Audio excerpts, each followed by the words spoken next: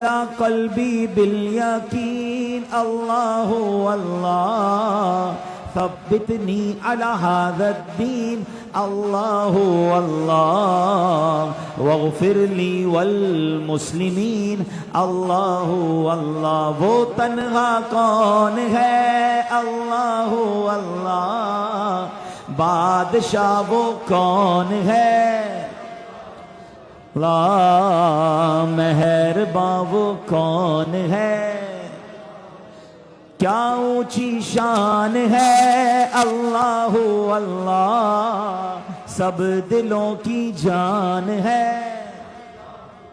لا اس کی اپنی شان ہے اللہ اللہ حسب ربی جل اللہ لا ما فی قلبی غیر اللہ اللہ محمد صلی اللہ اللہ اللہ لا الہ الا اللہ حال دل کے جانے وہ اللہ اللہ راز بھی پہچانے وہ اللہ اللہ پھر بھی توبہ مانے وہ اللہ اللہ وہ تنہا کون ہے لا بادشاہ وہ کون ہے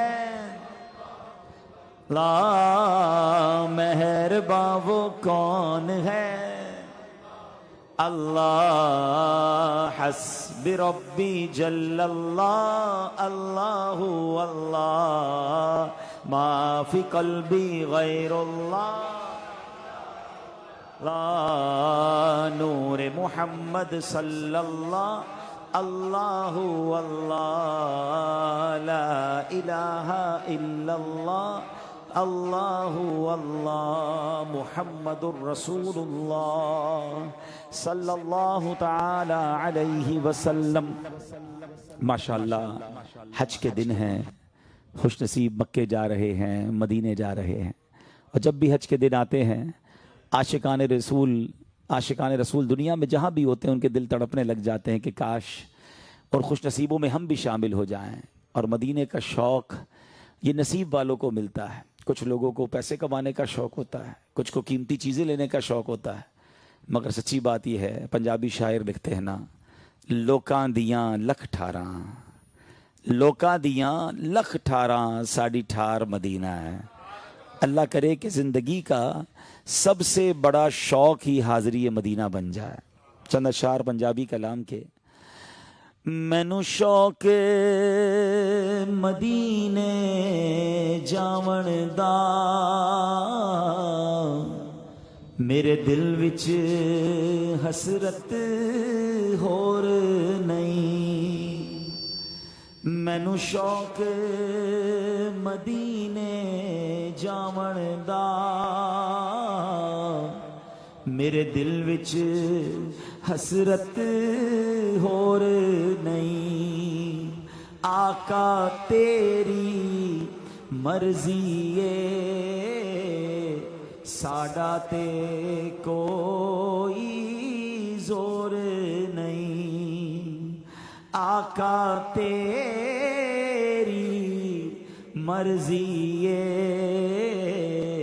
ساڈا تے کوئی زور نہیں میری عقل بھی نہیں میری شکل بھی نہیں مینوں یار مناؤن دا ڈھنگ بھی نہیں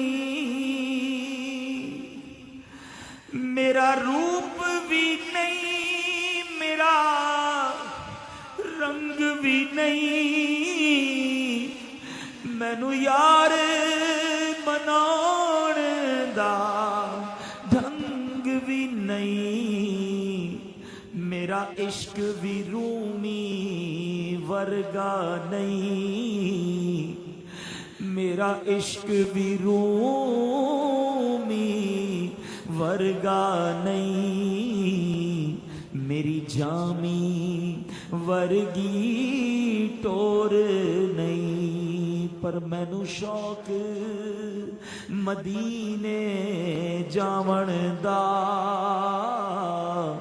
میرے دل وچ حسرت ہور نہیں، آقا تیری آقا تیری مرضی ہے، ساڈا تے کوئی زور نہیں، میرا عشق یہ کہندا ہے حوصلہ رکھ، آقا دا بلاوا آوے گا، میرا عشق یہ کہندا ہے حوصلہ رکھ، آقا دا بلاوا آوے گا، پر کی کریے بے صبری دا، پر کی کریے بے صبری دا،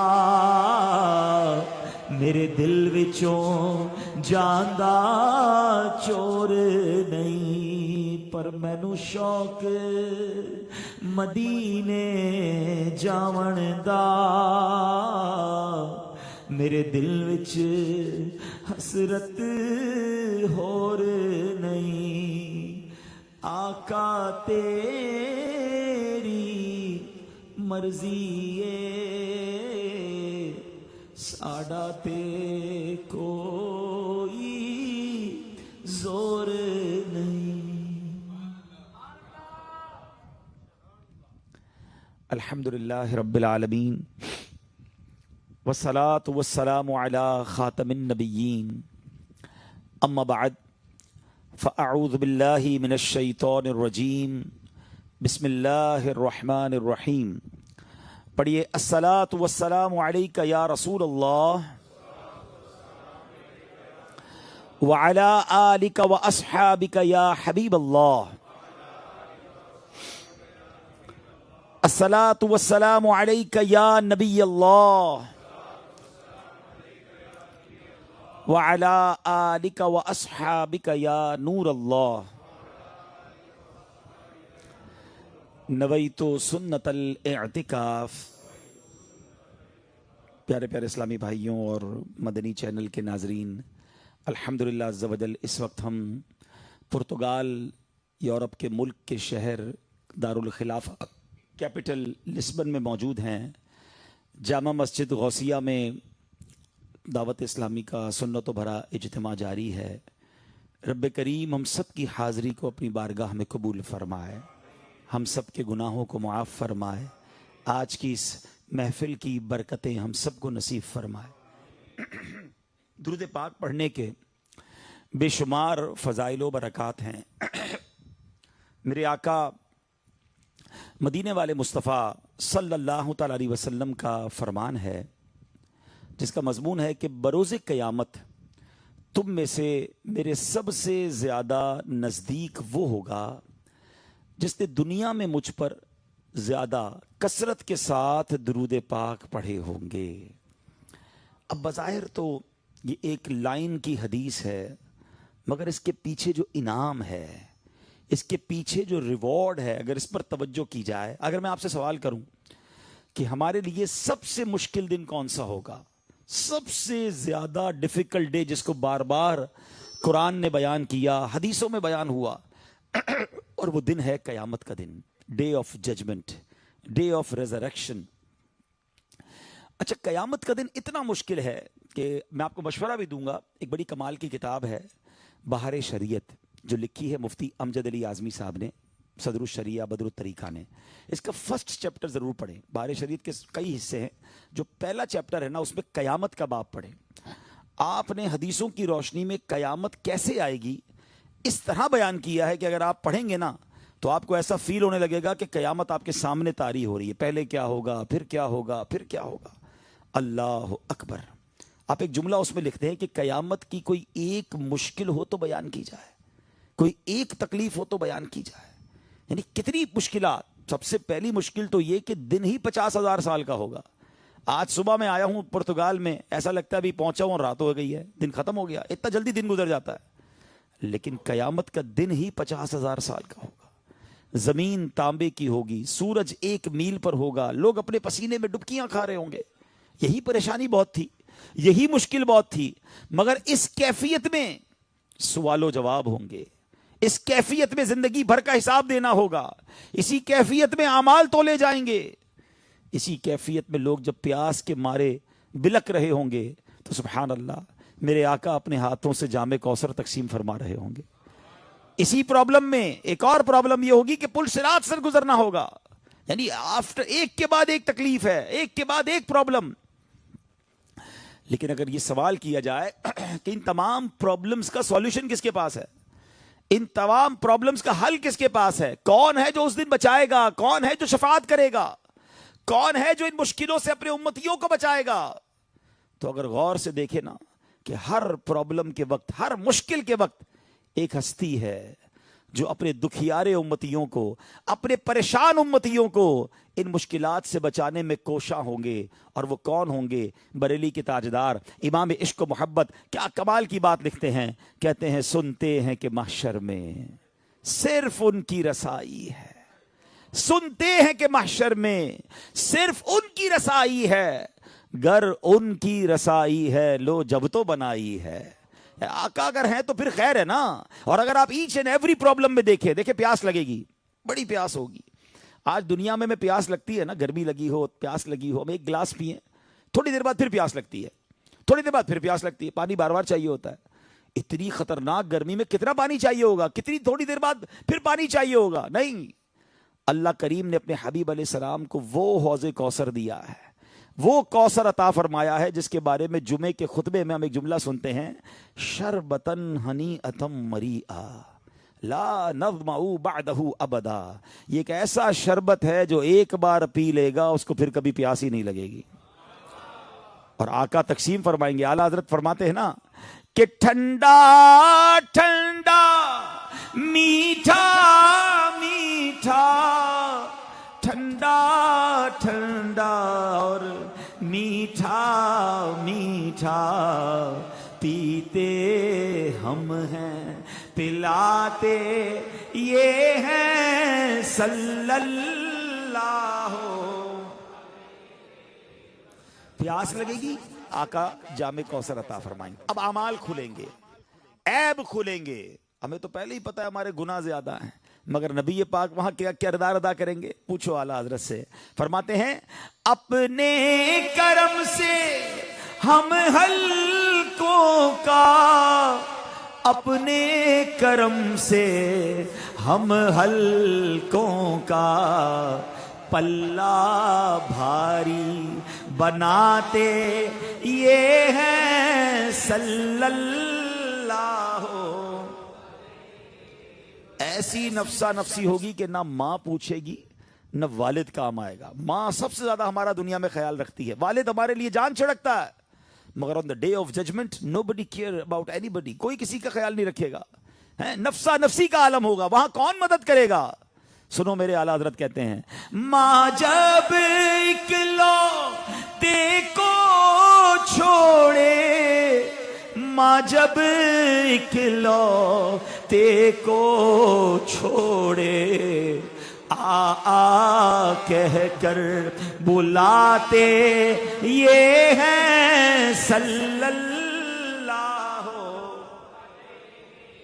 اور باپ جہاں بیٹے سے بھاگے، باپ جہاں بیٹے سے بھاگے، لطف وہاں فرماتے یہ ہیں صلی اللہ. پل صراط، برج آف صراط، the most dangerous bridge. کل رات ہم آ رہے تھے، جب ہم اسپین سے آ رہے تھے تو راستے میں بھائی نے بتایا کہ شاید یورپ کا سب سے بڑا یا سیکنڈ نمبر پر برج ہے جو پانی کے اوپر بنا ہوا ہے، اور جناب لوگ بڑی تعریف کرتے ہیں اس برج کی. مگر میں جس برج کی بات کر رہا ہوں وہ جہنم کے اوپر ہوگا، اور وہ کتنا بڑا ہوگا؟ حدیثوں میں آیا 15,000 سال کا سفر ہوگا، 15,000 years، اور کوئی بڑا کئی لینز پر نہیں ہوگا، تلوار سے زیادہ تیز ہوگا اور بال سے زیادہ باریک ہوگا، اندھیرے میں ڈوبا ہوا ہوگا، لوگ کٹ کٹ کر جہنم میں گر رہے ہوں گے، چیخو پکار کا عالم ہوگا، کیسے گزریں گے؟ مگر کرم نوازی دیکھو میرے آقا کی، کتنا خیال ہے امت کا، اسی پل صراط کے کنارے سجدے میں جا کر صدا کیا ہوگی؟ ربی سلم امتی، ربی سلم امتی، اے اللہ میری امت خیر سے گزار دے، اے اللہ میری امت خیر سے گزار دے۔ میرے رضا لکھتے ہیں سلم سلم کی ڈھارس سے، سلم سلم کی ڈھارس سے، پل سے پار چلاتے یہ ہیں صلی اللہ علیہ وسلم۔ اب یہ میں نے سمرائز کیا ہے کہ each and every problem at the time of each and every difficulty مدد کرنے والا کون ہوگا؟ نبی پاک ہوں گے۔ اور جو بندہ قیامت کے دن نبی پاک کے قریب ہو جائے گا اس کے تو مسئلے حل ہو گئے نا، کیونکہ اربوں لوگ ہوں گے۔ ہاں یہ ذرا سمجھنا ہے، on the day of judgement crowd کتنا ہوگا؟ آج جنہوں نے حج کیا ہے نا، سبحان اللہ، بھی حاجی جمع ہوں گے کچھ دنوں بعد عرفات پہ، اس سال اللہ عرفات میں جمع ہونے والوں میں ہمارا نام بھی لکھ دے، ہمیں بھی بلا لے۔ مگر جو حج کر کے آئے ہیں ان سے پوچھو، 25-30 لاکھ حاجی ہوتے ہیں، اور تواڈی پنجابی وچ کہوں تو لگ پتا جاتا ہے کہ کراؤڈ کہتے کس کو ہے، پبلک کہتے کس کو ہے، ٹھیک ہے نا؟ تو 25-30 لاکھ میں اتنا بڑا مجمع دکھتا ہے کہ بندہ کھو جائے تو پھر ملتا نہیں۔ قیامت کے دن کتنے لوگ ہوں گے؟ اس وقت دنیا میں 8 ارب لوگ بستے ہیں، اور صرف یہ لوگ نہیں ہوں گے، حضرت آدم سے لے کر قیامت تک جتنے لوگ اس دنیا میں آئیں گے یہ سارے میدان محشر کے میدان میں ہوں گے۔ اب یہ سب وہاں ہوں گے اور آقا کے قریب کیسے ہو سکے گا کوئی؟ کتنا کراؤڈ ہوگا؟ تو پیارے آقا نے خود گیٹ پاس دیا ہے، خود اپنے قریب کس کو بلایا ہے کہ دنیا میں جو مجھ پر زیادہ درود پاک پڑھے گا روز قیامت میرے قریب ہوگا۔ اب سچ بتاؤ، اتنے مشکل دن اگر آسانی چاہیے نا تو درود پاک کو اپنا وظیفہ بنا لے، چلتے پھرتے اٹھتے بیٹھتے فضول باتوں سے بچائیں اپنے آپ کو۔ اتنا وقت اب موبائل فون کو دیتے ہیں، گھنٹوں موبائل فون لے جاتا ہے، فضول ہے، اس کو سائڈ پہ کریں، تسبیح ہاتھ میں لیں، زیادہ سے زیادہ درود پڑھیں، ذکر کریں، یہ کام آئے گا۔ اور انشاءاللہ اگر قیامت کے دن نبی پاک کا ساتھ مل گیا نا تو بیڑا پار ہو جائے گا۔ اور ایسا نہیں کہ درود پاک صرف قیامت میں کام آئے گا، ہاں مزے کی بات تو دیکھو کہ درود پاک دنیا بھی بہتر کر دیتا ہے۔ بہت سارے لوگ، مجھے کل سے آیا ہوں، صبح سے جب سے آیا ہوں، لوگ مل رہے ہیں، کوئی اپنی پریشانی بتا رہا ہے، دعا کروا رہا ہے، ڈیفیکلٹیز ہیں، آپ کسی بھی مشکل میں ہیں، نبی پاک علیہ السلام فرماتے ہیں کہ جو شخص مصیبتوں اور پریشانیوں میں ہو اس کو چاہیے کہ مجھ پر کثرت سے درود پڑھے، کہ درود پریشانیوں اور مصیبتوں کو لے جاتا ہے۔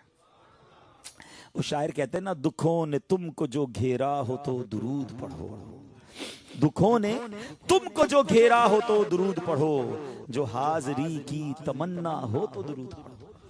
آئیے نیت کر لیں، میں بھی نیت کرتا ہوں، آپ بھی کر لیں کہ روزانہ انشاءاللہ کثرت سے درود پاک پڑھوں گا انشاءاللہ، محبت کے ساتھ باآواز بلند درود پاک پڑھ لیں۔ صلو علی الحبیب صلی اللہ تعالی علی محمد صلی اللہ علیہ وسلم۔ کیسے کریم آقا ہیں جو محشر کے دن بھی ہمیں یاد رکھیں گے، جو دنیا میں جب تشریف لائے نا اس وقت بھی ہمیں یاد کیا۔ پتہ پیدائش کے وقت نبی پاک دنیا میں آئے تو زبان پر کیا جاری تھا؟ رب حبلی امتی کہتے ہوئے پیدا ہوئے، حق نے فرمایا کہ بخشا الصلاۃ والسلام، پیدا ہوئے تو ہمیں یاد کیا۔ اور کئی بار ایسا ہوتا کہ راتوں کو روتے، راتوں کو آنسو بہاتے اللہ کی بارگاہ میں اپنی امت کے لیے، زندگی بھر ہمیں یاد رکھا۔ اور ہم سے محبت کتنی، قرآن کہتا ہے لقد جاءکم رسول من انفسکم عزیز علیہ ما عنتم حریص علیکم بالمؤمنین رؤوف الرحیم۔ ترجمہ کنز الایمان، بے شک تمہارے پاس تشریف لائے تم میں سے وہ رسول جن پر تمہارا مشقت میں پڑنا گراں ہے، یعنی امتی مشکل میں آ جائے، امتی تکلیف میں آئے تو نبی پاک علیہ السلام کو تکلیف ہوتی ہے۔ اور آگے قرآن فرماتا ہے تمہاری بھلائی کے نہایت چاہنے والے، مسلمانوں پر بہت ہی نہایت ہی رحم فرمانے والے ہیں، ایسے کریم آقا ملے ہیں۔ اے میرے پیارے اسلامی بھائیوں، آپ کو اندازہ ہے ہم پر اللہ نے مہربانی کتنی کی ہے؟ ہمیں نبی پاک علیہ السلام کا جو امتی بنایا ہے، دیکھیں سب سے بڑا تو اللہ کا احسان ہم پر یہ کہ ہمیں مسلمان بنایا، ایمان والا بنایا، اور کرم بالائے کرم یہ کیا کہ ایمان والا بھی بنایا اور اپنے آخری نبی کا امتی بھی بنا دیا۔ دیکھیں نا، اگر ایمان تو مل جاتا، لیکن اگر ہم حضرت عیسیٰ علیہ السلام کی امت میں پیدا ہو جاتے ہیں، حضرت موسیٰ کے امتی بن جاتے، تو بھی ایمان والے تو ہوتے، مگر ہم پر مہربانی یہ بھی کر دی کہ ہمیں اپنے محبوب، اپنے پیارے حبیب علیہ الصلوۃ والسلام کا ہمیں امتی بنا دیا۔ اب ذرا غور کیجئے میرے پیارے اسلام، یہ سعادت پتہ ہے کتنی بڑی ہے؟ کچھ لوگوں کو ریئلائز ہی نہیں ہے۔ وہ کبھی کبھی کہتے ہیں نا، بن مانگے کوئی چیز مل جائے، وداؤٹ کوئی خرچہ یا وداؤٹ کوئی اسٹرگل کر کے مل جائے، تو اس کی اہمیت بھی نہیں پتہ ہوتی۔ ایک بار حضرت موسیٰ علیہ نبینا علیہ الصلوۃ والسلام، اس کو سائڈ پہ کر دیں، ایک بار حضرت موسیٰ علیہ نبینا علیہ الصلوۃ والسلام جو تھے، انہوں نے وہ تورات شریف کی تلاوت کر رہے تھے، اور تلاوت کے دوران حضرت موسیٰ علیہ السلام نے پڑھا کہ ایک ایسی امت آئے گی کہ جو امت نیکی ایک کرے گی اور اس کو اجر 10 نیکیوں کا ملے گا۔ تو وہ کہتے یا اللہ، یہ امت میری امت کر دے۔ ارشاد ہوا کہ اے موسیٰ، وہ میرے آخری نبی کی امت ہے۔ تھوڑا پھر آگے بڑھتے گئے تو ایک امت کا ذکر تھا تورات شریف میں، کہ جس میں یہ تھا کہ ایک امت ایسی ہوگی جو گناہ ہو جائیں گے، توبہ کرے گی، اللہ توبہ قبول فرما لے گا۔ کہ یا اللہ، وہ امت میری کر دے۔ ارشاد ہوا موسیٰ، وہ میرے نبی احمد مجتبیٰ صلی اللہ علیہ وسلم کی امت ہے۔ پھر آگے پڑھا کہ ایک ایسی امت آئے گی جس پر اللہ اپنی کتاب قرآن نازل فرمائے گا۔ کہ یا اللہ، وہ امت میری امت کر دے۔ ارشاد ہوگا کہ اے موسیٰ، اللہ نے فرمایا موسیٰ، وہ میرے آخری نبی کی امت ہے۔ آپ پڑھتے گئے، سوال کرتے گئے، ہر سوال پر جواب یہ ملتا گیا، اے موسیٰ، وہ امت میرے آخری نبی کی ہے۔ حضرت موسیٰ کلیم اللہ، آپ کو پتا ان کا سٹیٹس کیا ہے؟ قرآن میں سب سے زیادہ ذکر جس کا ہے نا، جس نبی کا، وہ حضرت موسیٰ علیہ السلام ہے۔ حضرت موسیٰ اللہ سے عرض کرتے، مولا پھر مجھے بھی اس آخری نبی کا امتی بنا دے۔ یعنی میں اور آپ اس امت میں ہیں کہ جس امت میں شامل ہونے کے لیے انبیاء تمنا کرتے تھے۔ ہم نے کون سی تمنا کی ہے؟ ہم نے کون سی دعا کی ہے؟ ہم نے کون سی سٹرگل کی ہے؟ ہاں، پرتگال آنے کے لیے محنت ضرور کی ہے، یہاں آنے کے لیے بڑے دھکے کھائے ہیں، بڑی کوششیں کی، اور ابھی یہاں اسی لیے پڑھے ہوئے کسی طرح ڈاکیومنٹ بن جائیں، کئی لوگ پریشان ہیں۔ لیکن امتی بننے کے لیے جو سب سے بڑا انعام ہے، اللہ نے بن مانگے عطا کیا ہے۔ سچ بتاؤ کتنی بار اس کا شکر ادا کیا ہم نے اللہ کی بارگاہ میں کتنی بار سجدہ شکر کیا کہ مولا اتنا بڑا احسان، وہ بھی بن مانگے۔ لیکن کمپلینز ہیں کہ ختم نہیں ہوتی ہیں، شکوے ہیں کہ ختم نہیں ہوتے، یہ نہیں ملا، وہ نہیں ملا، پریشان، یہ مصیبت۔ ارے اللہ نے آپ کو وہ دیا ہے کہ خربوں پتی کوئی بندہ ہو دنیا میں، بلینر ہو، اور ایمان نہیں تو اس کے پاس کچھ نہیں ہے۔ آپ کو ایمان بھی ملا ہے اور آخری نبی کا امتی بھی بنا دیا گیا ہے۔ وہ نبی اتنے پیارے ہیں کہ جو ہمیں کبھی نہیں بھولے، اور آئندہ بھی قیامت کے دن بھی تلاش کریں گے۔ مگر آج جو میرا ٹاپک ہے وہ یہ ہے کہ ہم نارملی ڈیبیٹ ہوتی ہے کہ یار میرے رائٹس کیا ہیں، عورتیں کہتی ہیں وومن رائٹس، چلڈرن رائٹس، ہم اس ملک کے جناب ڈاکیومنٹس بن جائیں گے تو ہمیں پرتگال کے رائٹس مل جائیں گے، یورپ کے رائٹس مل جائیں گے، everybody talking about the rights of ہم سیلف۔ مگر کیا آپ یہ جانتے ہیں کہ نبی پاک کے امتی ہونے کی حیثیت سے ہم پر سرکار دو عالم علیہ السلام کے بھی رائٹس ہیں؟ ہاں، حقوق مصطفیٰ ہیں اس امت پر، ہم امتی ہیں نا، ہم پر رسول اللہ علیہ الصلوۃ والسلام کا حق ہے۔ اور وہ حقوق کیا ہیں؟ کس نے پڑھا، کس نے معلوم کیا؟ ہمیں تو اپنی اپنی پڑھی ہوئی ہے۔ قاضی ایاز نے شفا شریف میں رحمت اللہ تعالی علیہ نے امت کے نبی پاک علیہ الصلوۃ والسلام کے جو حقوق ہیں نا امت پر، وہ لکھے، اور وہ 8 حقوق تحریر فرمائے ہیں۔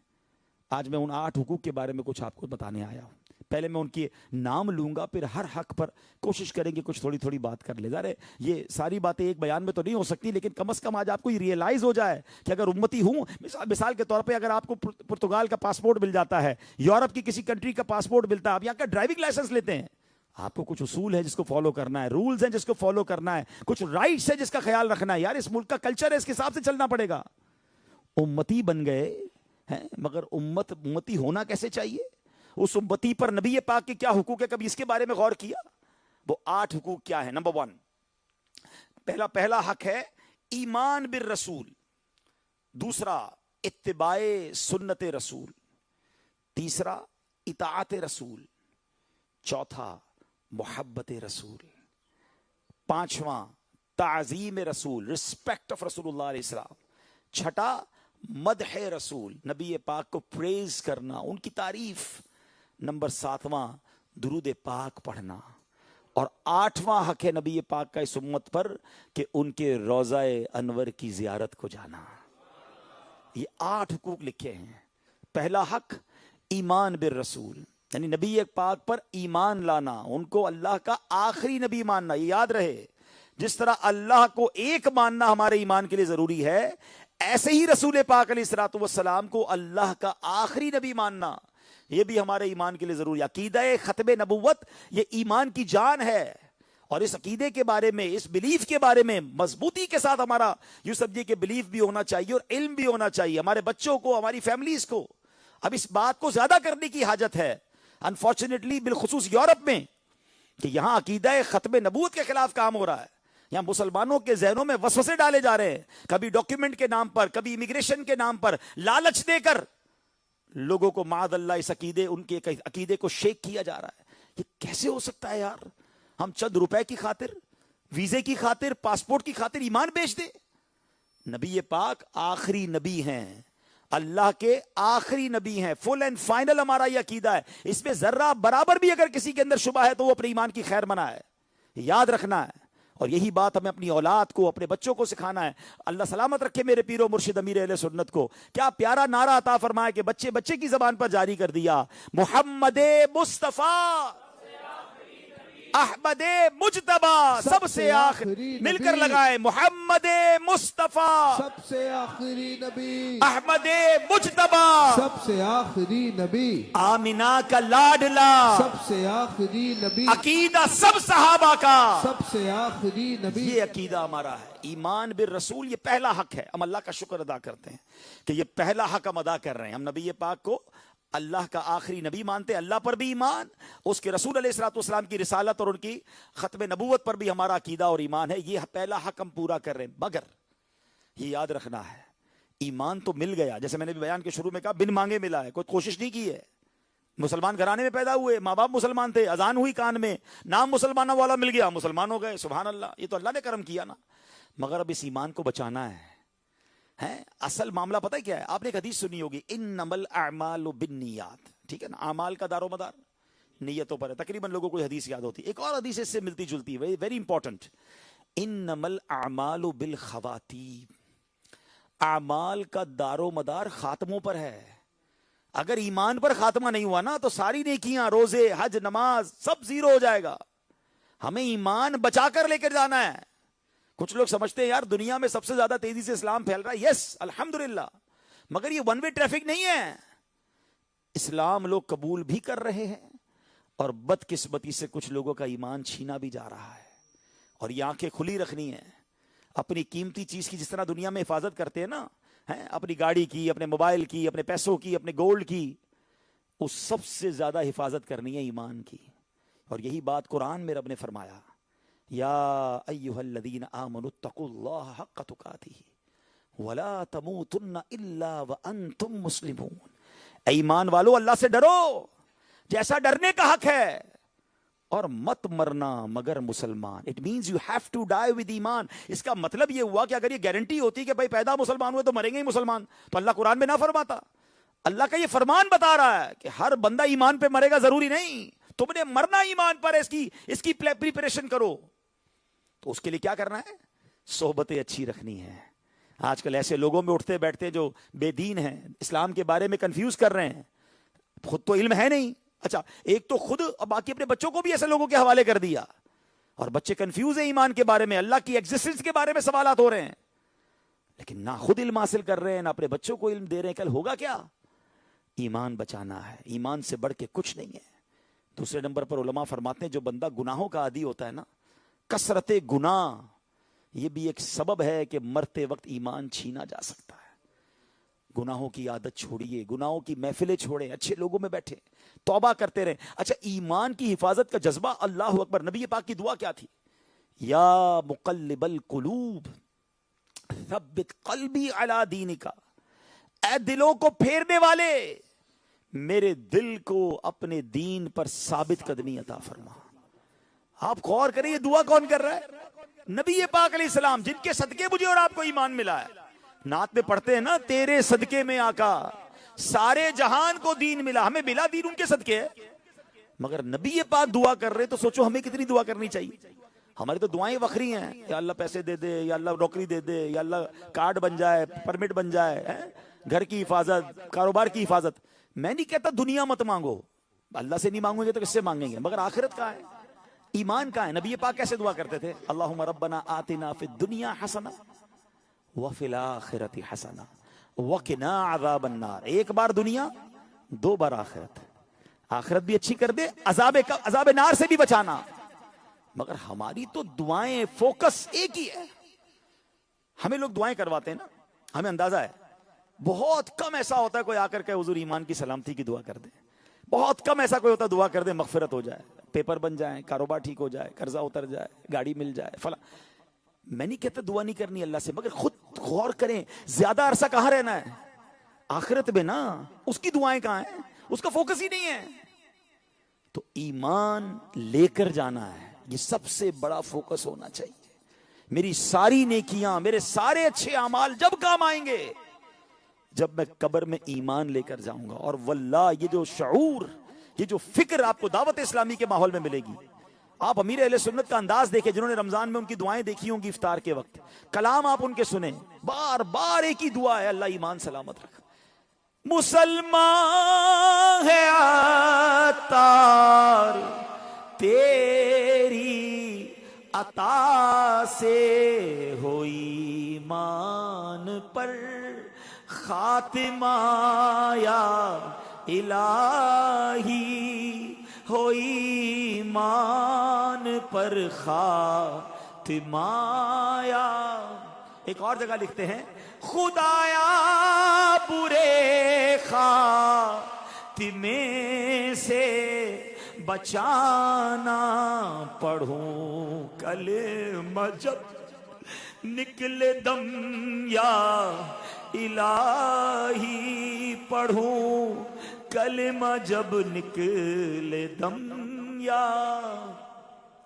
ایمان کی سلامتی کی فکر کیجئے خدا کے واسطے، اس سے بڑھ کر کچھ نہیں ہے. ساری دنیا کی دولت مل جائے اور ایمان نہیں تو کچھ بھی نہیں ہے. تو آج پہلا حق نبی پاک کا کیا ہے؟ ایمان بالرسول. دوسرا حق ہے اتباع سنت رسول. نبی پاک کی اتباع کرنا، فالو کرنا، ان کی سنتوں پر عمل کرنا. اللہ اکبر. اگر میں آج سب سے آپ سے پوچھوں کہ کون کون چاہتا ہے کہ اللہ کا محبوب بن جائے؟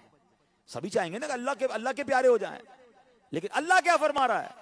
آئے ہائے، ذرا محبوب کا اور رب کا آپس میں پیار دیکھیں. اللہ قرآن میں فرماتا ہے قل ان کنتم تحبون اللہ فاتبعونی. اے رسول فرما دیجئے اگر تم لوگ اللہ سے محبت کرتے ہو. اللہ کیا فرما رہا ہے؟ اے رسول آپ فرمائیے، اگر لوگ اللہ سے محبت کرتے ہیں تو میری اتباع کرو. پھر ہوگا کیا؟ رزلٹ کیا ہوگا؟ انعام کیا ملے گا؟ اللہ قرآن میں فرماتا ہے یحببکم اللہ ویغفر لکم ذنوبکم.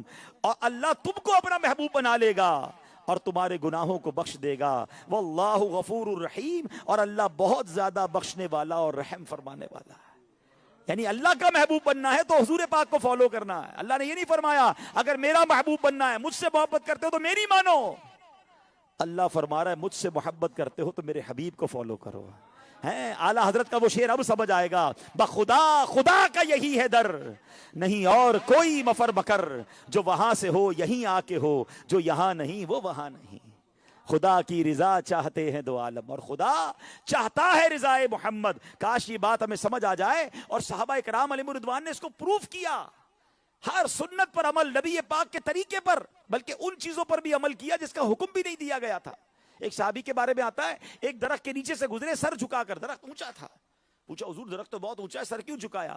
فرمایا اور تو مجھے کچھ یاد نہیں، کچھ عرصہ پہلے حضور کے ساتھ گزرا تھا، درخت اس وقت چھوٹا تھا، میرے آقا یہاں سے گزرے سر جھکا کر گزرے، میں ان کی ادا کو ادا کر رہا ہوں. اللہ اکبر. Each and every step they try to follow. اور آج جو سنت ہمیں نبی پاک نے فرمایا کہ کرو، فرمایا نماز پڑھو میری آنکھوں کی ٹھنڈک ہے. نمازیں قضا ہو رہی ہے. داڑھی بڑھاؤ، مونچھیں پس کرو اور میرے دشمنوں جیسا چہرہ نہ بناؤ. کتنے لوگ داڑھی رکھتے ہیں, سنتوں والا لباس کتنے پہنتے ہیں. آقا فرماتے من غش فلیس منا, دھوکہ دینے والا ہم میں سے نہیں. آج 1 منٹ نہیں لگاتے, دھوکہ دے دیتے ہیں. پیسے چاہیے بھائی, جو بھی جھوٹ کہلوانا کہلوا لو ہم سے. یہ کیا ہو رہا ہے؟ حالانکہ حق ہے نبی پاک علیہ السلام کا کہ ان کی سنتوں پر عمل کیا جائے. اچھا پھر ایک اور بات بتاؤں کہ باقاعدہ لوگ پلانٹ کیے گئے ہیں. اگر آپ غور کریں نا, سوشل میڈیا پہ آپ کو ایسے لوگ ملیں گے جو کہیں گے سنت یہ چھوڑ دو. یہ مولویوں نے مشکل بنایا ہے بھائی, سنت پر عمل کرنا کوئی ضروری نہیں, صرف فرض پڑھ لو نماز میں. تراویح سنت ہے, رمضان میں آئے تھے کچھ لوگ میدان میں, تراویح سنت ہے, کیا ضرورت ہے پڑھنے کی, نہ پڑھو. اللہ اکبر. آپ غور کریں کیا خطرناک سازش ہے کہ امت کو اس کے نبی سے دور کر دو, امت کو حضور علیہ السلام کے طریقے سے دور کر دو, کیونکہ دل سے محبت رسول نکل گئی تو بچنا کیا ہے اس کے ایمان میں. وہ کہتے ہیں ڈائریکٹ نہیں کہہ سکتے اللہ کو چھوڑ دو, پہلے کہتے ہیں سنت چھوڑ دو, پھر کہیں گے جناب اولیاء کرام چھوڑ دو, پھر کہتے ہیں صحابہ کی کوئی ضرورت نہیں ہے. آپ دیکھیں ایسے لوگ آئے ہیں جو آہستہ آہستہ ہمیں اللہ والوں سے دور کرنا چاہتے ہیں, نبی پاک کے طریقے سے دور کرنا چاہتے ہیں. ایک بات یاد رکھیں, یہ سنت ہمارا حصار ہے, جو سنت پکڑتا ہے اس کا واجب کہیں نہیں جاتا. ہاں واجب پڑھو گے تو فرض کہیں نہیں جائے گا. وہ چاہتے پہلے سنت ہٹ جائے بیچ سے, پھر واجب پر اٹیک, پھر آپ کے فرض پر اٹیک ہوگا. نہیں جناب, ہمیں رسول پاک کی وہ حدیث یاد ہونی چاہیے. آقا فرماتے ہیں ومن احب سنتی فقط احبنی, جس نے میری سنت سے محبت کی اس نے مجھ سے محبت کی. اور سنو, جو آقا سے محبت کرے گا اس کا کیا حال ہوگا, ومن احبنی کان معی فی الجنہ, جس نے مجھ سے محبت کی وہ جنت میں میرے ساتھ ہوگا. ارے سنت تو جنت میں جانے کا راستہ ہے, میں کیسے سنت چھوڑ سکتا ہوں؟ امتی بھی ہوں اور آقا کے طریقے پر عمل نہ کروں. خدا کے واسطے آنکھیں کھلی رکھیں, کان کھلے رکھیں, ہو کیا رہا ہے اس کو سمجھیں. سنت پکڑ لو گے عشق رسول دل میں ہوگا. اور آپ نے سن لیا, یہ حق ہے نبی پاک علیہ السلام کا اس امت پر کہ ان کو فالو کیا جائے. تیسرا حق کیا ہے, اطاعت رسول, یعنی نبی پاک نے جو حکم فرمایا, آرڈر دیا, وی ہیو ٹو فالو. اور قرآن نے کیا فرمایا, اطیعوا اللہ و اطیعوا الرسول, حکم مانو اللہ کا اور حکم مانو رسول کا. بلکہ آگے ایک اور بات دیکھیں کس طرح رب نے ارشاد فرمایا, من یطع الرسول فقد اطاع اللہ. ایسے نہیں کہتے ہم کہ حضور کا ماننا یہ رب کا ماننا ہے. حضور علیہ الصلوۃ والسلام کی اطاعت ایکچولی رب کی اطاعت. قرآن کہہ رہا ہے. کیا معنی بنا اس قرآن کی آیت کا؟ اعلیٰ حضرت لکھتے ہیں جس نے رسول کا حکم مانا بے شک اس نے اللہ کا حکم مانا. تو اب نبی پاک نے جن چیزوں سے منع کیا میں رکنا ہوگا. آقا علیہ الصلوۃ والسلام فرماتے مومن جھوٹ بولنے والا نہیں ہوتا. کیسے جھوٹ زبان پر آ جاتا ہے؟ سرکار دو عالم علیہ الصلوۃ والسلام نے ہمیں حیا کا درس دیا. آج بے حیائی کے اڈے آباد ہیں. مسلمان عورتیں, مرد, لڑکے, لڑکیاں بے حیائی کے کام کر رہے ہیں. آپس میں گرل فرینڈ بوائے فرینڈ کا کلچر. آقا علیہ السلام فرماتے ہیں کہ حیا ایمان سے ہے. اور حدیث پاک کا خلاصہ ہے کہ جس پہ حیا نہیں وہ جو چاہے کرے, یعنی اس کا ہم سے کوئی تعلق نہیں. تو یہ کیسی فالوئنگ ہے نبی پاک کی؟ خدا کے واسطے مارے جائیں گے اگر حضور ناراض ہو گئے نا. حضور کی ایک حدیث بڑی ڈرانے والی ہے. آقا علیہ الصلوۃ والسلام فرماتے فمن رغب عن سنتی فلیس منی, جس نے میری سنت سے منہ موڑ لیا ہے وہ اس کا مجھ سے کوئی تعلق نہیں, وہ ہم میں سے نہیں ہے. اگر قیامت کی, تھوڑی دیر پہلے ہم قیامت کی بات کر رہے تھے کہ حضور مہربانی کریں گے, حضور شفاعت کریں گے, حضور جام کوثر دیں گے. اگر حضور نے اس دن کہہ دیا جاؤ تمہارا مجھ سے کوئی تعلق نہیں, تو کس کے پاس جائیں گے؟ مارے جائیں گے. We have to follow, we have to love, we have to respect the commandments of Rasulullah علیہ الصلوۃ والسلام. نبی پاک کے علاوہ ہے کون ہمارا؟ اور یہ حقوق بیان کر رہا ہوں جو امت پر ان کے حقوق ہیں. اللہ اکبر. ایک صحابی رسول کے بارے میں آتا ہے, نبی پاک علیہ الصلوۃ والسلام نے ایک شخص کو دیکھا, اس کے ہاتھ میں سونے کی انگوٹھی تھی. آقا علیہ الصلوۃ والسلام نے اس سے انگوٹھی نکالی اور پھینک دی اور فرمایا کیا تم میں سے کوئی چاہتا ہے کہ آگ کے انگارے کو اپنے ہاتھ میں ڈالے؟ حضور علیہ الصلوۃ والسلام جب تشریف لے گئے تو لوگوں نے کہا اب انگوٹھی تو اٹھا لیں, پہنیے گا نہیں, اس سے کسی لیڈیز کا زیور بنا لیں, کوئی اور استعمال کر لیں. تو وہ شخص کہتا ہے خدا کی قسم جب رسول پاک نے انگوٹھی کو پھینک دیا ہے نا تو اب میں اس انگوٹھی کو نہیں اٹھا سکتا. یہ وہ لوگ تھے, ایک بار آرڈر ملنے کی دیر تھی. آپ کو پتا ہے پہلے اسلام کے شروع کے دنوں میں شراب حلال تھی, نہیں لوگ شراب پیتے تھے, جائز تھی, اس کی حرمت کا حکم نہیں آیا تھا. مگر جب شراب کا حکم آیا نا وہ عادی تھے شراب کے، وہ روز شراب پینے والے تھے، مگر مکے کی گلیوں میں شراب بہی گئی، اپنے برتن توڑ دیے، جس کے ہاتھ میں جام تھا حکم نازل ہوا وہ جام پھینک دیا۔ اللہ اکبر، سوچئے جو ہیبیچول تھے شراب پینے والے، انہوں نے اللہ کا حکم سنا، نبی پاک کا حکم سنا، شراب کے برتن توڑ دیے۔ آج ایمان لانے والے کو پتا ہے شراب حرام ہے، مگر آج وہ شراب اپنے گھر میں لاتا ہے، آج دوستوں کے ساتھ بیٹھ کر پیتا ہے، شراب کا کاروبار کرتا ہے۔ بہت سارے حرام کام ہیں پیارے اسلامی بھائیوں، لیکن شراب وہ نحوست ہے جس کے بارے میں آقا نے 10 قسم کی لعنت فرمائی ہے۔ شراب پینے والا، پلانے والا، خریدنے والا، بیچنے والا، اٹھانے والا، لانے والا، 10 قسم کی کیٹیگریز پر اللہ کی لعنت فرمائی ہے۔ تھوڑے سے پیسوں کے لیے ہمیں لوگ کہتے ہیں کہ یار کیا کریں، یورپ میں کوئی اور جاب نہیں ملتی، تو کیا تم پر واجب ہے یورپ میں رہنا؟ کیا میرا رب شراب کے علاوہ تمہیں روزی نہیں دے سکتا؟ ایمان کدھر گیا؟ توکل کدھر گیا؟ ایسی روزی کس کام کی جو میری دنیا اور آخرت برباد کر دے؟ جو رب مجھے یورپ میں رزق دے سکتا ہے وہ مجھے پاکستان میں بھی رزق دے سکتا ہے۔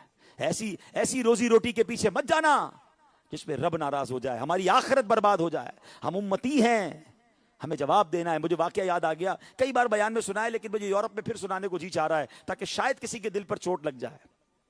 اٹلی میں ایک اجتماع ہو رہا تھا، حلال روزی پر ہی بیان ہو رہا تھا، حرام چھوڑنے پر بیان ہو رہا تھا۔ تو ایک شخص آیا اور کہتا ہے، آنکھوں میں آنسو تھے، اجتماع کے بعد مبلغ دعوت اسلامی کے پاس جس نے بیان کیا تھا اس کے پاس آیا، آ کر کہتا ہے حضور بیان تو بہت اچھا تھا مگر میں پریشان ہوں، میں جو سٹور چلاتا ہوں اس سٹور میں میری بڑی سیل ہی شراب کی ہے، اگر میں شراب نکال دوں گا تو سٹور کیسے چلے گا؟ بچوں کا کیا ہوگا؟ روزی کا کیا ہوگا؟ میرے خرچے ہی پورے نہیں ہوں گے۔ ہو سکتا ہے یہاں بھی کوئی ایسا بھائی بیٹھا ہو کہ یار بات تو یہ صحیح کر رہے ہیں، میں حرام کر رہا ہوں، کوئی خنزیر معاذ اللہ سپلائی کر رہا ہے یا اس کی ریسٹورنٹ میں کام کر رہا ہے یا شراب میں کام کر رہا ہے، نوکریاں کرتے ہیں لوگ۔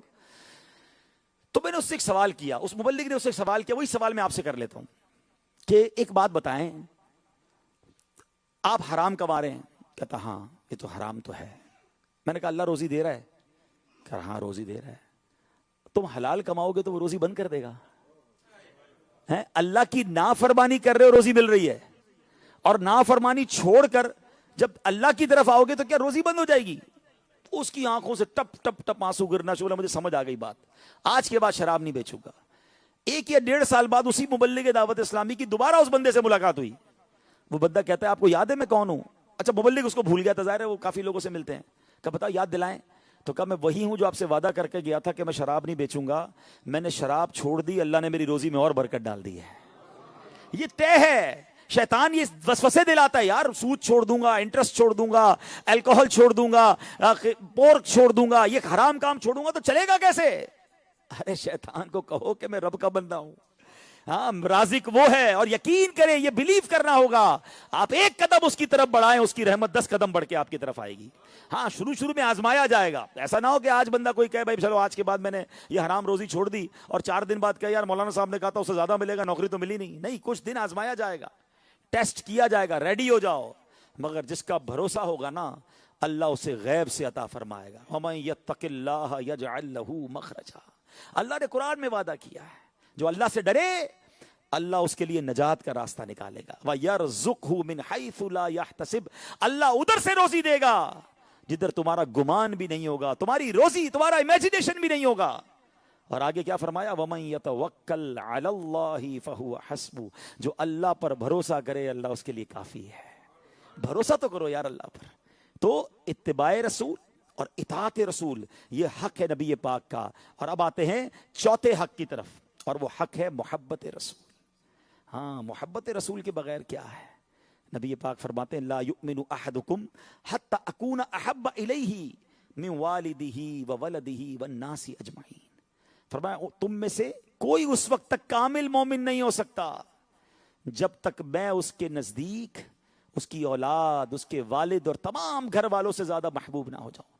سب سے زیادہ محبت اگر کسی سے کرنی ہے تو رسول پاک علیہ الصلوۃ والسلام سے کرنی ہے۔ صرف نعرے کی حد تک نہیں، نعرہ تو بڑا اچھا آپ لوگ لگاتے ہیں، چلے مل کے لگا بھی لیتے ہیں، غلام یہ رسول میں موت بھی قبول ہے، نہ ہو جو عشق مصطفیٰ زندگی فضول ہے۔ کیسا پیارا نعرہ ہے، لیکن صرف نعرہ ہی ہے۔ غلام یہ رسول میں جس کو موت قبول ہے اس کو نماز قبول کیوں نہیں ہے؟ اس کی فجر کیسے؟ بھائی جان تو بڑی چیز ہے، پہلے ٹائم تو دے دو۔ نمازیں قضا ہو رہی ہیں، حلال روزی کما نہیں رہے، غلط کاموں میں پڑے ہوئے، کہتے غلام یہ رسول میں موت بھی قبول ہے۔ عشق رسول کا تقاضا یہ ہے کہ میں سر سے پیر تک نظر آؤں امتی کس کا ہوں. کبھی کبھی پتہ کیا ہوتا ہے کہ ماڈرن نوجوان آ جائے نا سامنے تو بندہ کہتا ہے پتہ نہیں مسلمان ہے کہ نہیں ہے, نہ چہرہ مسلمانوں والا, نہ لباس مسلمانوں والا, نہ باتیں مسلمانوں والی, ادھر بھی بالی, ادھر گھڑی, ادھر انگوٹھیاں, پتہ نہیں عجیب و غریب حلیہ بنا کے لوگ آ رہے ہوتے ہیں. وہ بندہ اگلا خود اپنا نام بتاتا ہے نا, میرا نام محمد خالد ہے, اچھا السلام علیکم, اب لگا مسلمان ہے. یہ کیسا امتی ہے؟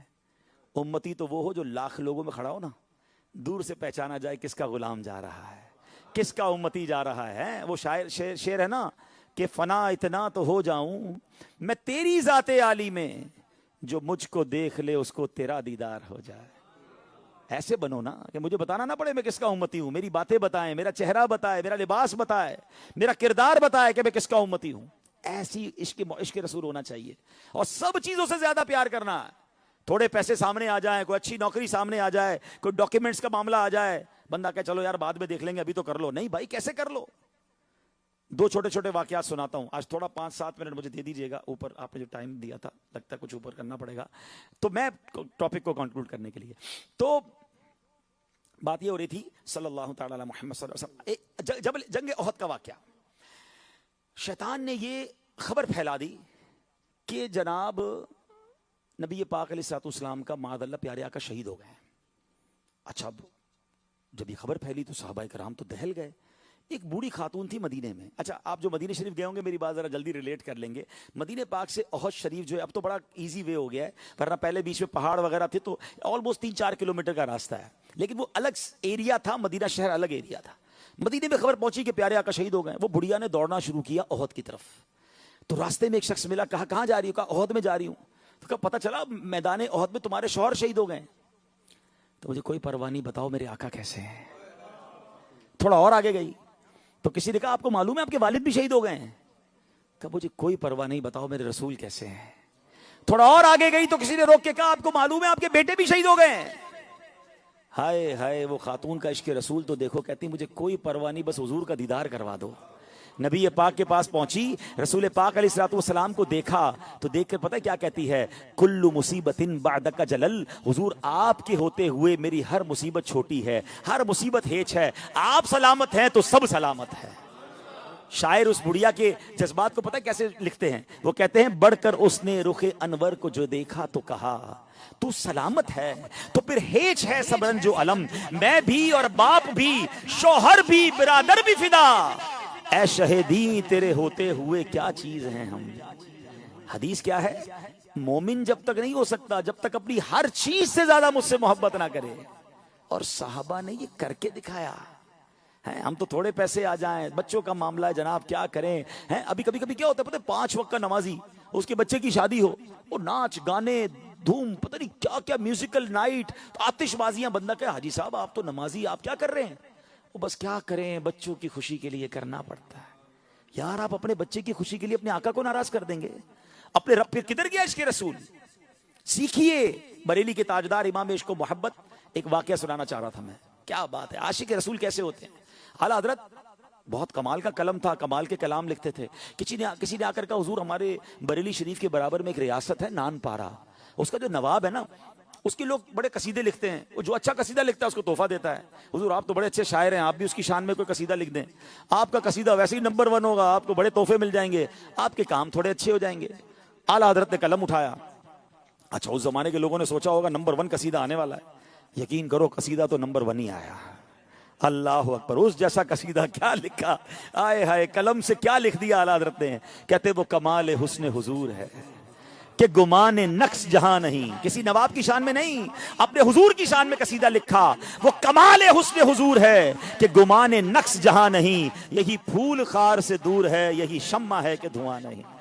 میں نثار تیرے کلام پر ملی یوں تو کس کو زبان نہیں, وہ سخن ہے جس میں سخن نہ ہو, وہ بیاں ہے جس کا بیاں نہیں. آقا تیرے آگے یوں ہے دبے لچے فصحا عرب کے بڑے بڑے, کوئی جانے منہ میں زبان نہیں, نہیں بلکہ جسم میں جان نہیں. کروں تیرے نام پہ جاں فدا, نہ بس ایک جاں 2 جہاں فدا, 2 جہاں سے بھی نہیں جی بھرا, کروں کیا کروڑوں جہاں نہیں.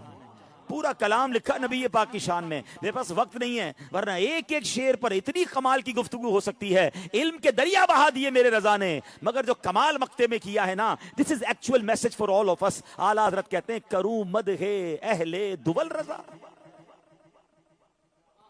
اے رضا میں پیسے والوں کی مدح کروں مدح اہل دبل رضا، پڑے اس بلا میں میری بلا، میں گدا ہوں اپنے کریم کا، میں فقیر ہوں اپنے آقا کا، میرا دین پارائے نہ نہیں، میرا دین روٹی کا ٹکڑا نہیں ہے کہ میں دنیا والوں کی مدح کروں، ان کی تعریف کروں اور اس سے پیسے کماؤں۔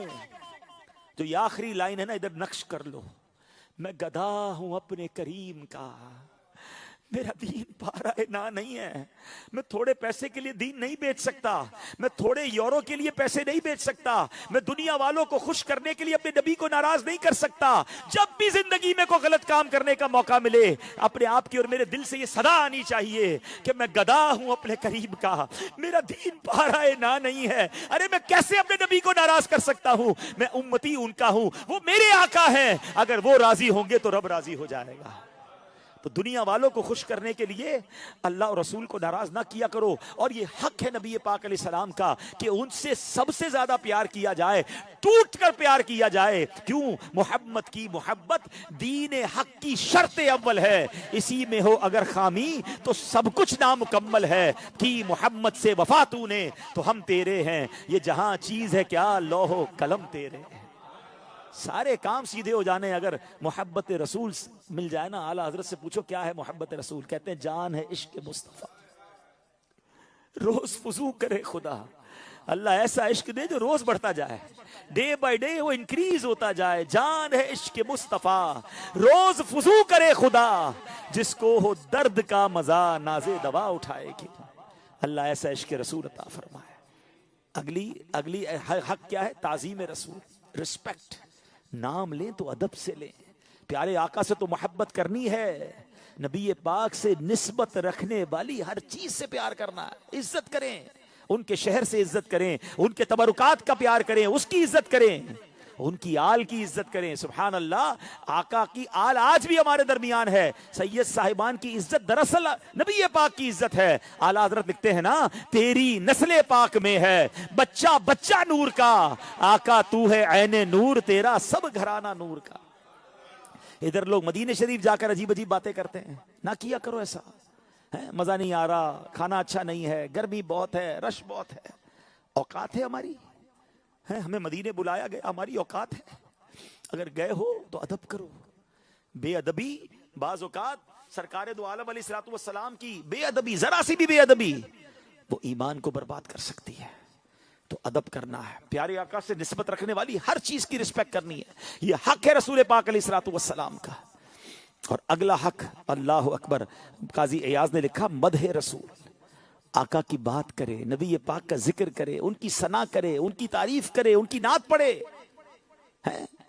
بتاؤ پورے دن میں کتنی بار ہماری زبان پر نبی پاک کا نام آتا ہے، کتنی بار انہیں یاد کرتے ہیں، کتنی بار ان کی تعریف کرتے ہیں، یہ حق ہے۔ اور یہ نعت خوانی جو ہے نا، نیا طریقہ نہیں ہے، کچھ لوگوں کو وسوسے آتے ہیں۔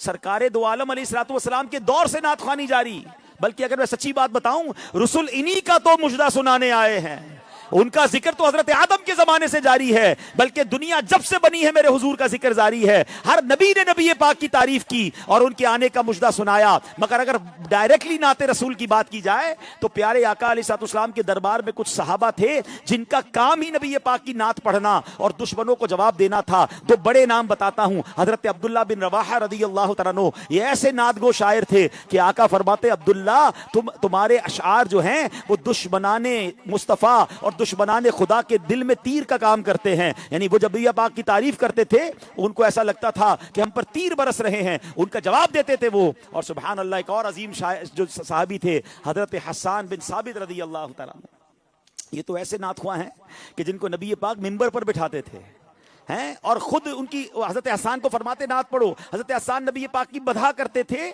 اور نبی پاک دعا کرتے، اے اللہ حسان بن ثابت کی روح القدس کے ذریعے مدد فرما۔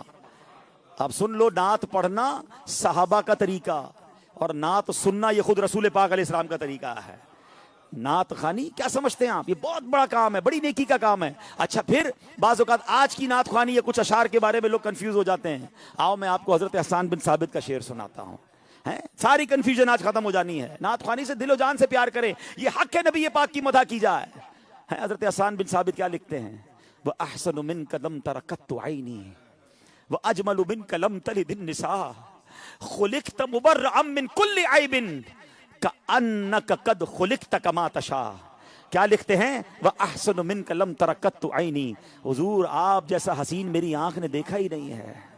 وَأَجْمَلُ مِنْكَ لَمْ تَلِدِ النِّسَاء. حضور آپ جیسا جمیل حسین کسی ماں نے جنا ہی نہیں ہے. اب مجھے رک جاؤ نا، یہ تو صحابی کہہ رہے ہیں نا حضور کے سامنے. اور اگر آج اردو میں ہم کہیں کہ جیسے میرے سرکار ہیں ویسا نہیں کوئی، ارے یہ تو اسی اشعار کا ترجمہ ہے. آئے کہتے حضور آپ کو، آپ خلقت مبرأ من کل عیب، حضور اللہ نے آپ کو ہر عیب سے پیدا کیا. ارے یہی بات تو بریلی کے تاجدار لکھ رہے ہیں کہ وہ کمال حسن حضور ہے کہ گمان نقش جہاں نہیں، وہی یہی پھول خار سے دور ہے، یہی شمع ہے کہ دھواں نہیں. ارے یہی بات تو حسان بن ثابت نے کہی، خلقت مبرأ من کل عیب. بلکہ اس سے آگے بڑھ کر اگلا جملہ سنو، آپ کہتے ہیں کأنک قد خلقت کما تشاء. حضور اللہ نے آپ کو ایسا بنایا جیسا آپ چاہتے تھے. اللہ اکبر. اور یہی بات میرے رضا لکھتے ہیں کہ خدا کی رضا چاہتے ہیں دو عالم، اور خدا چاہتا ہے رضائے محمد. تو آج بھی جو نعت خوانی ہو رہی ہے وہ صحابہ کا طریقہ ہے. کنفیوز نہ ہوا کریں. کچھ لوگوں کو اس وقت بھی درد ہوتا تھا، کچھ لوگوں کو اس وقت بھی پرابلم تھی، کچھ لوگوں کو آج بھی پرابلم ہے. ان کو پرابلم ہوتی رہے. میرے رضا کہتے ہیں کہ رضا دم میں جب تک دم ہے ذکر ان کا سناتے جائیں گے. خاک ہو جائے عدو جل کر مگر ہم تو رضا، دم میں جب تک دم ہے ذکر ان کا سناتے جائیں گے. یہ نصیب والوں کے حصے میں آتا ہے. ہاں کچھ لوگ سوال کرتے ہیں نعت خوانی کہاں لکھی ہے، میلاد کہاں لکھا ہے، تو ان کا آسان جواب یہ ہمارے نصیب میں لکھا ہے. ٹھیک ہے نا بھائی، یہ ہمارے نصیبوں میں ہے کہ ہم سرکار کی ثنا کرتے رہیں گے، اور یہ صحابہ کا طریقہ ہے، اور مرتے دم کرتے رہیں گے. نعت خوانی موت بھی ہم سے چھڑا سکتی نہیں، انشاءاللہ قبر میں بھی مصطفیٰ کے گیت گاتے جائیں گے. اب یہ موضوع ایسا ہے، اس پہ میں ظاہر ہے کہ بہت ساری باتیں یاد آ رہی ہیں، لیکن اب میں کنکلوژن کی طرف آتا ہوں. 7واں حق درود پاک. یہ حق ہے نبی پاک کا. اللہ قرآن میں فرماتا ہے ان اللہ وملائکتہ یصلون علی النبی یا ایھا الذین آمنوا صلوا علیہ وسلموا تسلیما. درود پاک پڑھ لیں. اللہم صل علی سیدنا و مولانا محمد عدد ما فی علم اللہ صلاۃ دائمۃ بدوام ملک اللہ. ترجمہ کیا خوبصورت ترجمہ ہے کنز الایمان. بے شک اللہ اور اس کے فرشتے نبی پر درود بھیجتے ہیں، غیب بتانے والے نبی پر. اے مومنو تم بھی ان پر درود بھیجتے رہو اور ان پر سلام بھیجتے رہو جیسا کہ سلام بھیجنے کا حق ہے. صرف درود پاک کی امپورٹنس کے لیے ایک آیت ہی کافی ہے. قرآن میں بہت سارے آرڈرز ہیں نا، بہت سارے احکام ہیں. نماز پڑھو، روزہ رکھو، زکوٰۃ دو، حج کرو. کہیں بھی رب نے یہ نہیں فرمایا کہ یہ کام میں بھی کرتا ہوں تم بھی کرو. یہ ایک ہی ایسا کام رب نے قرآن میں فرمایا، ایک ہی امر. اے ایمان والو میں اللہ اور اس کے فرشتے اس نبی پر درود بھیجتے ہیں، تم بھی درود بھیجو. یعنی ہمیں تو موقع دیا گیا ہے، ہماری میمنی میں کہوں نا کھٹایا گیا ہے، چانس دیا گیا ہے. میرے آقا کو ہمارے درود کی ضرورت نہیں ہے. جس کی ذات پر جو عربی تھوڑا بہت جانتے ہیں علماء بیٹھے، لفظ یصلون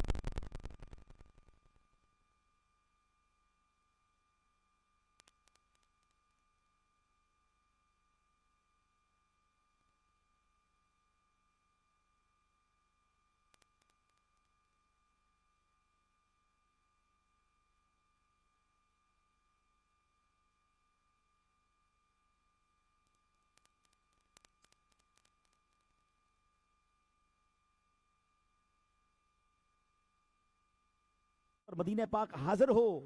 اور اللہ نے قرآن میں فرمایا وَلَوْ أَنَّهُمْ إِذْ ظَلَمُوا أَنفُسَهُمْ جَاءُوكَ. اگر یہ لوگ جس وقت اپنی جانوں پر ظلم کرتے ہیں آپ کے پاس آ جاتے فاستغفروا واستغفر لهم الرسول لوجدوا الله توابا رحیما، اور خدا سے بخشش مانگتے اور رسول ان کے لیے بخشش کی دعا فرماتے تو یہ لوگ خدا کو بہت زیادہ بخشنے والا اور مہربان پاتے۔ اللہ اکبر، اللہ خود فرما رہا ہے کہ جب اپنی جانوں پر ظلم کر بیٹھو تو محبوب کے در پر چلے جاؤ، محبوب تمہاری سفارش کریں گے تو اللہ بھی تمہاری بخشش فرما دے گا۔ وہی رب ہے جس نے تجھ کو ہمتن کرم بنایا، ہمیں بھیک مانگنے کو تیرا آستاں بتایا، تجھے حمد ہے خدایا، تجھے حمد ہے خدایا۔ اللہ اکبر، مدینہ وہ شہر ہے کہ جہاں بلانے کے لیے خود نبی پاک نے ہمیں انکریج فرمایا۔ لوگ کہتے ہیں مدینہ مدینہ کیوں کرتے ہو، اتنا مدینے کے لیے کیوں تڑپتے ہو؟ سنو، میرے آقا علیہ الصلوۃ والسلام فرماتے ہیں من زار قبری وجبت لہو شفاعتی، جس نے میرے روضے کی زیارت کی اس پر میری شفاعت واجب ہو گئی۔ ارے جہاں شفاعت کا وعدہ ہے، بلکہ علماء فرماتے ہیں اس میں 3 انعام ہیں، اس میں 1 انعام نہیں 3 انعام ہیں۔ آقا نے یہ نہیں فرمایا کہ جس نے میرے روضے کی زیارت کی اس پر شفاعت واجب ہو گئی، نہیں، شفاعتی، میری شفاعت واجب ہو گئی۔ ایک انعام شفاعت کا ہے، دوسرا انعام یہ ہے کہ قیامت کے دن اور انبیاء بھی شفاعت کریں گے، حافظ علماء بھی شفاعت کریں گے، مگر مدینے جانے والا ہو وہ ہے جس کی شفاعت خود نبی پاک فرمائیں گے۔ اور شفاعت تو اس کی ہوگی نا کہ جو ایمان پر دنیا سے جائے گا، غیر مومن کی تو نہیں ہوگی۔ تو سبحان اللہ، پتا چلا کہ جو حاضری مدینہ پاتا ہے اس کا ایمان بھی سلامت ہو جاتا ہے۔ پھر کیوں نہ مدینہ مدینہ کریں، پھر کیوں نہ وہاں جانے کو ترسیں۔ ہاں، بعض اوقات لوگوں کے ذہنوں میں آتا ہے یار اتنا دور ہیں، پیسے بھی نہیں ہیں، جناب میرے پاس تو پاسپورٹ بھی نہیں ہے، میں کیسے جاؤں گا؟ سچی بات یہ ہے مدینہ پیسہ نہیں لے جاتا۔ ہاں، میں نے کئی اربوں پتی دیکھے ہیں، ساری دنیا دیکھی، مدینہ نہیں دیکھا، اور کئی غریب دیکھے جن کے پاس رہنے کو گھر نہیں، کئی بار مدینہ دیکھ لیا ہے۔ کہاں کا منصب، کہاں کی دولت، قسم خدا کی یہ ہے حقیقت، جنہیں بلایا ہے مصطفیٰ نے وہی مدینے کو جار۔ تڑپ ہونی چاہیے نا، دعاؤں میں تو مدینہ لاؤ، ہیں کبھی تو ہو کہ آنکھوں سے آنسو بہ رہے ہوں، مدینہ یاد آ رہا ہے، حضور سب مدینے کو جا رہے، میں نہیں جا رہا۔ آپ دل میں تڑپ تو لائیں، پھر دیکھیں کیسے راستے بنتے ہیں، پھر دیکھیں کیسے دل آپ کا مچلتا ہے۔ زندگی کا پہلا ٹارگٹ یہی ہونا چاہیے، اس آس پہ جیتا ہوں، کہہ دے یہ کوئی آ کر کہ چل تجھ کو مدینے میں سرکار بلاتے ہیں۔ مزہ کیا خاک آئے دور رہ کر ایسے جینے میں، کہ پروانہ یہاں تڑپے جلے شمع مدینے میں۔ میں مدینے جانے کے لیے کیوں نہ ترسوں، میرے آقا وہاں ہیں، جن کا کلمہ پڑھا وہ میرے آقا وہاں ہیں، جنہوں نے شفاعت کرنی وہ آقا وہاں ہیں، جنہوں نے رب سے بخشوانا ہے وہ میرے آقا وہاں ہیں، کیوں مدینے جانے کو نہ ترسوں؟ غلام اپنے آقا کے پاس نہیں جائے گا تو کہاں جائے گا؟ اور یہ حق ہے نبی پاک علیہ السلام کا کہ امتی روضہ رسول پر حاضری دے، مدینے جایا کرے۔ یہ بہانے مت بنایا کرو، یہ کام ہو جائے پھر جاؤں گا، یہ کام ہو جائے پھر جاؤں گا۔ سچی بات یہ ہے مدینے جانے کے بہانے ڈھونڈا کرو کہ چلو فلاں ملک جا رہا ہوں مدینے چلا جاتا ہوں، فلاں جگہ جا رہا ہوں پہلے مدینے چلا جاتا ہوں، میرے گھر میں کوئی بیمار ہو گیا میں مدینے چلا جاتا ہوں، میرا کوئی کام اٹک گیا میں آقا کے پاس چلا جاتا ہوں۔ مٹتے ہیں جہاں بھر کے آلام مدینے میں، بگڑے ہوئے بنتے ہیں سب کام مدینے میں۔ یہ مت نہ کہا کرو کہ کام بن جائے پھر مدینے جاؤں گا، ارے اٹک گیا پہلے جاؤ مدینے، وہاں سے بگڑی بنتی ہے، وہاں سے ساری دنیا کو خیرات ملتی ہے۔ تو مدینے جانے کی تڑپ دل میں ہونی چاہیے۔ اللہ کی قسم جس کی تڑپ ہونا اس کے لیے راستے بن جاتے ہیں۔ بلکہ مدینہ تو ایسا ہے، میرے آقا فرماتے ہیں کہ جس سے ہو سکے کہ مدینے میں مرے وہ مدینے میں مرے، کہ جو مدینے میں مرے گا میں اس کی شفاعت کروں گا۔ بلکہ ایک اور حدیث سناؤں ایمان تازہ ہو جائے گا۔ فرماتے من زارنی بعد موتی فکأنما زارنی فی حیاتی، جس نے میرے دنیا سے پردہ فرمانے کے بعد میرے روزے کی زیارت کی وہ ایسا ہے جیسے اس نے میری حیاتی میں میری زیارت کی۔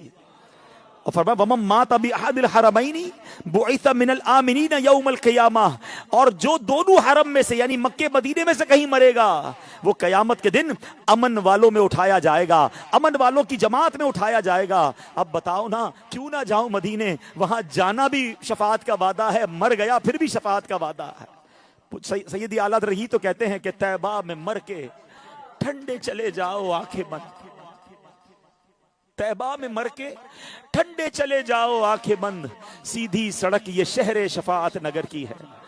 तो बहरहाल प्यारे इस्लामी भाइयों, मुख्तसरन चंद हुकूक जो उलमा ने बयान किए मैंने आपके सामने रखे। सच्ची बात तो यह है कि सारी ज़िंदगी हुजूर का जिक्र करें, सारी ज़िंदगी उनकी मोहब्बत में गुजारें, हम कैसे हक अदा कर सकते हैं? मगर जो ये ज़रूरी चीज़ें वो हमें मालूम होनी चाहिए। अब ज़िंदगी ऐसे गुजारें कि अल्लाह राज़ी हो जाए, उसके हबीब राज़ी हो जाए। सारी दुनिया को राज़ी नहीं कर सकते हम, टारगेट यही रखिए कि हुजूर राज़ी हो गए तो रब भी राज़ी हो जाएगा। पूरी ज़िंदगी का टारगेट अगर एक शेर में समझ रहा हो ना, तो क्या बात है। आला हज़रत लिखते हैं ना, उन्हें जाना, उन्हें माना, ना रखा गैर से काम। बस टारगेट एक ही हो, उन्हें जाना, उन्हें माना, ना रखा गैर से काम।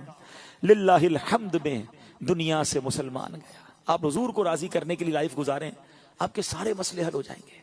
हम मसले हल करने के चक्कर में अल्लाह रसूल को नाराज करते हैं, है ना। अल्लाह राजी, उसके हबीब राजी, मसाइल क्या है? कुछ भी नहीं है। यही बात दावत इस्लामी का माहौल सिखाता है। दावत इस्लामी के माहौल की खासियत ये है कि वहाँ इश्क रसूल मिलता है, दिलों में इश्क रसूल की शमा को फरोजा किया जाता है। आइए इस माहौल से वाबस्ता हो जाए। आज आप आए हैं, माशाल्लाह बड़ी तादाद में आए हैं। यहाँ पर हर जुमेरात, हर सैटरडे को इज्तिमा होता है। आया करें, दावत इस्लामी से वाबस्ता हो जाए।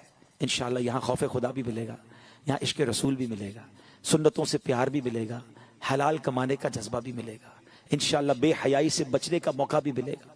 फिर माशाअल्लाह जो काफिले जाते हैं ना, ये कैरेक्टर बिल्डिंग में बड़ा किरदार अदा करते हैं। 3 दिन, 12 दिन, 30 दिन, कभी कभी काफिले में भी सफर करें, आप देखेंगे आपके अंदर, हमारे अंदर फर्क पड़ रहा है। मजीद ऐसे बयानात सुनने हो तो मदरी चैनल देखें, दावत इस्लामी के सोशल मीडिया के अकाउंट्स को फॉलो करें। ये बयानात हम भी सुनेंगे, हमारे घर वाले भी सुनेंगे, तो इंशाअल्लाह फ़र्क पड़ना शुरू हो जाएगा। अल्लाह मुझे भी अमल करने की तौफीक अता फरमाए, आपको भी नसीब फरमाए। सल्लु अलल हबीब सल्लल्लाहु तआला अला मुहम्मद सल्लल्लाहु तआला अलैहि व सल्लम। हज़रत सैयदना शेख अब्दुल कादिर जिलानी रहमतुल्लाह तआला अलैह का फरमान है कि मेरा मुरीद बग़ैर तौबा किए इस दुनिया से नहीं जाएगा। अल्हम्दुलिल्लाह, हज़रत बानी दावत इस्लामी हज़रत मौलाना इलियास अत्तार क़ादरी दमर बरकातुहुल आलिया जो हैं, इसी सिलसिला आलिया क़ादिया के अंदर लोगों को बैत करवाते हैं। अल्हम्दुलिल्लाह, हमारी बड़ी ही खुशखबरी का बायस है कि हमारे दरमियान हज़रत अल्लामा मौलाना अब्दुल हबीब अत्तारी क़ादरी जो हैं वो मौजूद हैं, जो कि अमीर अहले सुन्नत से इजाज़त याफ्ता हैं कि वो उनकी तरफ से लोगों को सिलसिला आलिया क़ादिया में मुरीद करवाते हैं। तो मैं गुजारिश करता हूँ हज़रत अल्लामा अब्दुल हबीब अत्तारी क़ादरी से कि वो हम सब लोगों को सिलसिला आलिया क़ादिया में बैत करवा दीजिए। जो जो ये अल्फाज कहते जाएं, हम उन अल्फाज को दोहराते जाएं। जो कोई इस्लामी भाई किसी और पीर साहब के मुरीद हैं, तो जब ये कहें कि मैं मुरीद होता हूँ तो उसकी जगह तालिब होता हूँ वाले अल्फाज कह दें। इससे होगा ये कि वो अपने पीर साहब के ही मुरीद रहेंगे, लेकिन साथ के अंदर अमीर अहले सुन्नत के फैज़ान जारी हो जाएगा। मुरीद होना चाहें, जिस तरह मैं कहता जाऊं रिपीट करते जाएं। बिस्मिल्लाहिर्रहमानिर्रहीम। अस्सलातु वस्सलामु अलैका या रसूल अल्लाह व अला आलिका व अस्हाबिका या हबीब अल्लाह। ला इलाहा इल्लल्लाह मुहम्मदुर रसूलुल्लाह सल्लल्लाहु तआला अलैहि वसल्लम। तौबा करता हूं मैं अपने तमाम पिछले गुनाहों से और आइंदा गुनाह नहीं करूंगा। अल्लाह और रसूल की नाफरमानी से बचता रहूंगा। मुरीद होता हूं मैं अमीरे अहले सुन्नत का और उनके जरिए सरकारे बगदाद हुजूरे गौसे पाक शेख अब्दुल कादिर जीलानी रहमतुल्लाही ताला अलैह का। या अल्लाह अज़्ज़ व जल मुझे जनाबे गौसे आज़म के मुरीदों में कबूल फरमा और सिलसिला कादरिया की बरकतों से माला माल फरमा। आमीन। अल्हम्दुलिल्लाहि रब्बिल आलमीन वस्सलातु वस्सलामु अला खातिमिन नबिय्यीन।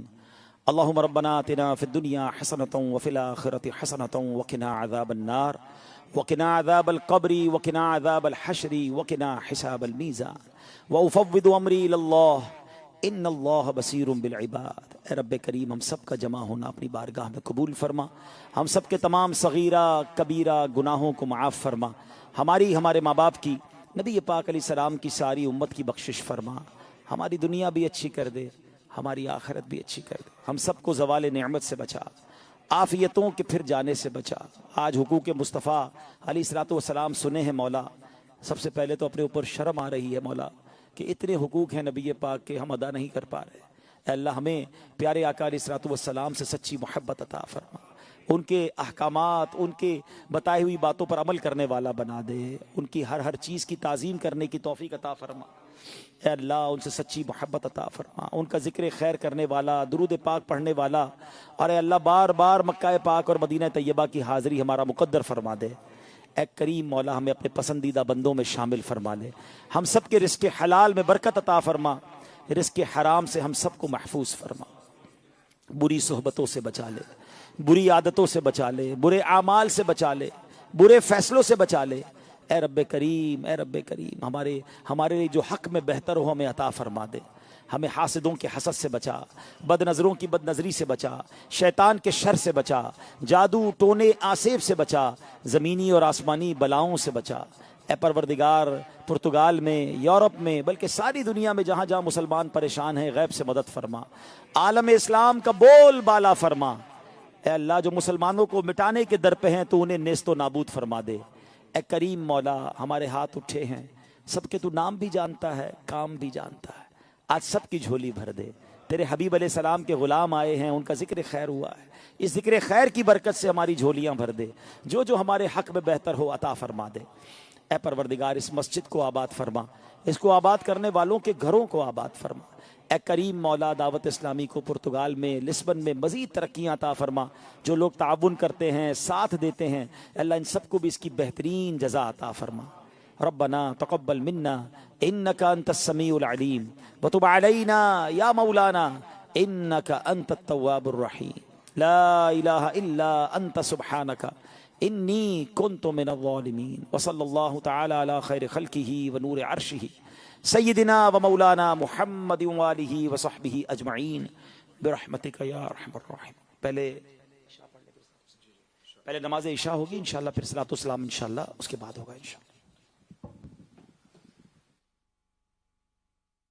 میں مبلغ بنوں سنتوں کا،